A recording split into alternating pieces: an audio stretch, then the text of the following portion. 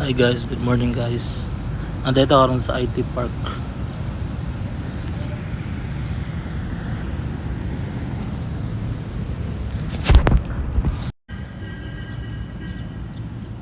So guys, share lang na ako guys kay naka-experience ko og ear infection sa akong right sa right na dunggan agi kinulitog sa gamit cotton buds nya sa ako ang case kay posporo akong gamit dayon gilibutan ako cotton, so mo to akong gigamit pang limpis ang dunggan. Unya nga natabo nahubag akong dunggan, nagka-infection.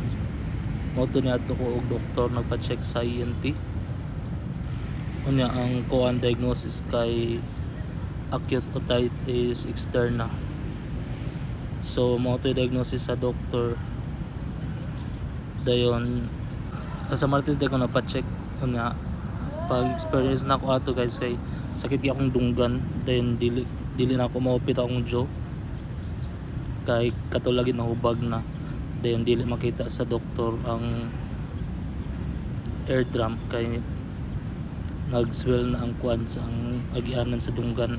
So mo to suggestion na ako guys, pag ginainay mo gamit ayan na mo pag gamit kaayo ang cotton buds kay mo na usa makapatrigger o kuan kanang acute otitis externa sa dunggan nga magka-infection mahubag. So ayan na kayo mo paggamit kulitog anang mga kuan pasagdan lang yung dunggan, maybe maglimpyo mo mga kuan sa gawas lang or dili kada adlaw panalagsa lang para dili magka-infection.